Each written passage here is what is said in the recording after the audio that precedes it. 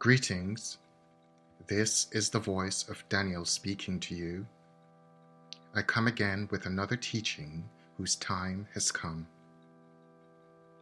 In this teaching, I will speak on the role of karma and dharma as they are understood in this reality and present a new understanding that may be helpful to everyone on their journey to mental enlightenment. In this reality, the term karma carries a negative stigma due to the fear many people hold towards its meaning as a form of divine punishment from the Creator and the universe. Many people believe that karma is the retributive judgment by the Creator for harm unjustly done unto others, but this is a distorted understanding of how karma and dharma work and what the words represent in the human creation experiment. Karma and dharma are extensions of the divine principle of cause and effect and the karmic balancing of the energetic polarities that are at play within the creation experiment. Karma represents the negative polarity, and dharma represents the positive polarity of choices and their consequences in the creation.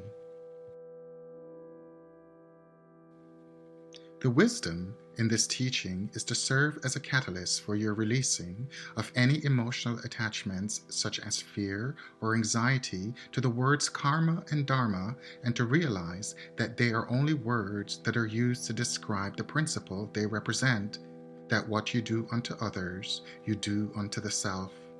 In other words, karma and dharma are the two scales of karmic justice that must be brought into balance over all situations.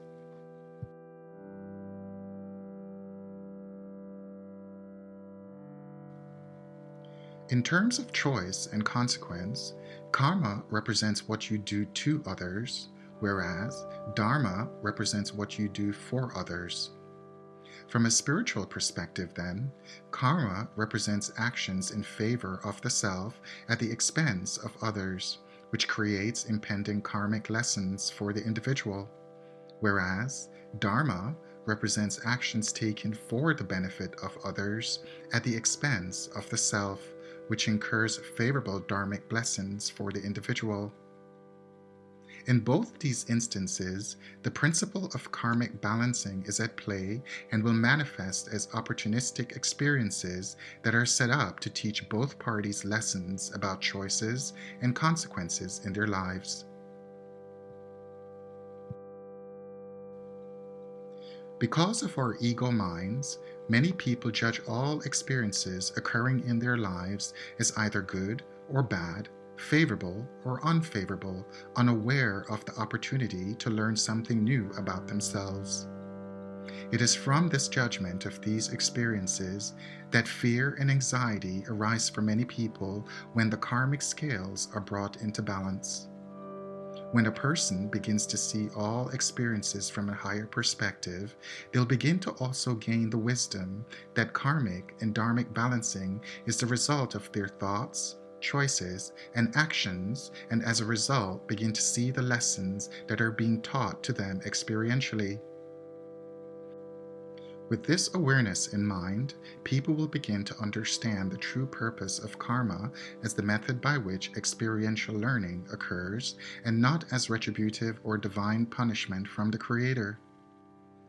As was stated in my earlier teaching, the prime directive of the creation experiment and our roles in it is to be experiential learners based on the choices we make, the actions we take, and the consequences of those choices and actions from which we learn. Now then, let's consider some of the ways in which karma and dharma are incurred in each lifetime, both consciously and unconsciously.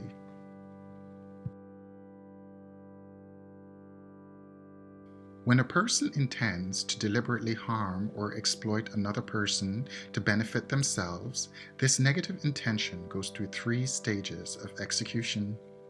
The first stage is the negative intent or thought that leads to a negative choice or decision, both of which occurs in the mental plane. Then, there is the negative feeling behind the choice, which occurs in the emotional plane, which prompts the will to act negatively in the physical plane towards another individual. It is important to note that all interactions between and among people in the creation experiment are based on a life plan agreement among all parties, although many may be unaware of this soul level agreement. There are no coincidences.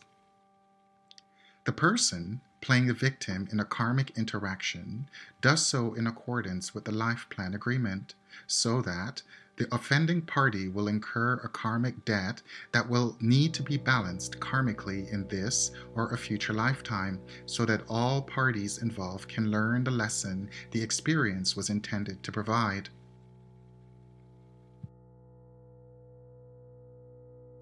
Through the deliberate negative actions of the offending individual in a karmic interaction, the karmic debt is deemed to be consciously incurred by that individual because of the deliberate and conscious intent behind the choice and action taken. Another important point to note here is that not all karma is balanced in one lifetime, as some karma can take multiple lifetimes depending on the number of souls involved who were harmed in different ways. Because time is an illusion and there is no deadline by which karmic balance must be achieved, the balancing of karma can take many lifetimes, which provides a perfect segue to explore the concept of generational karma.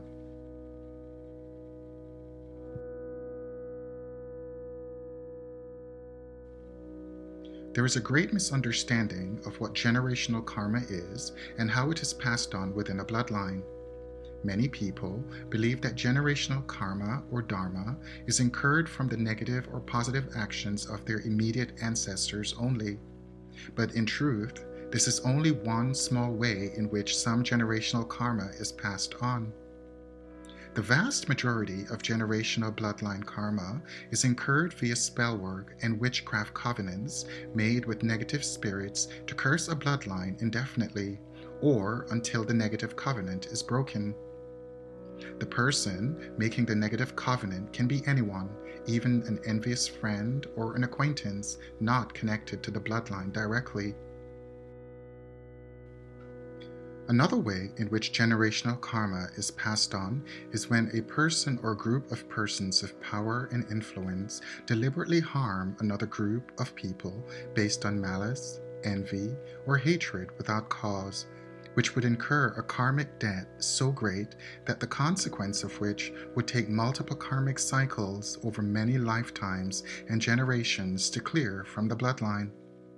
Sex, karmically speaking, is another misunderstood activity where a person not connected to a karmically burdened bloodline can incur generational karma unto themselves due to the energetic exchange during intercourse, also known as karma transference via sex magic.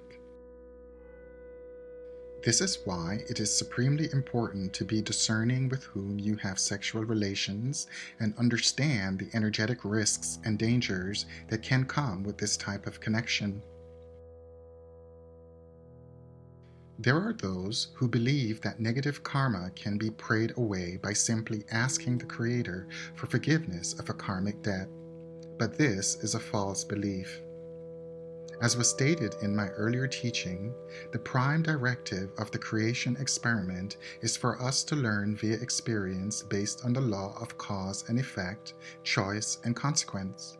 Therefore, it is foolish to think that simply praying for forgiveness of a karmic debt will absolve the need for karmic balancing. Karmic experiences are the method by which lessons are learned and released by all parties without exception. Karma cannot be prayed away or forgiven, as no lesson would be learned and the karmic scales would not be balanced.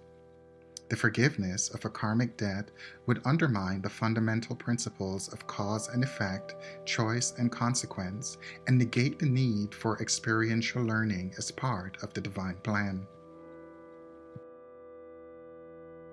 Dharma is the only counterbalance to karma, which can only be paid forward.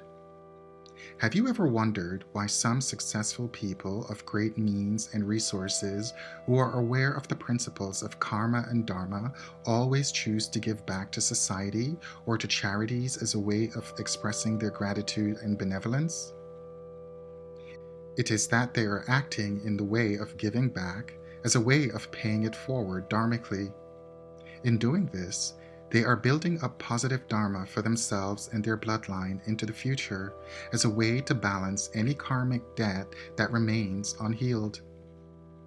Karmic balancing is also a form of spiritual justice that allows for healing to occur for all parties involved because it teaches everyone important life lessons from which to grow, while providing closure both emotionally and spiritually so that the parties are able to move forward on their life journeys to mental and spiritual enlightenment. Please take a moment to like, share, and subscribe to our channel. I leave you now in the grace of the infinite Creator who is my judge. Please be loving and kind to each other.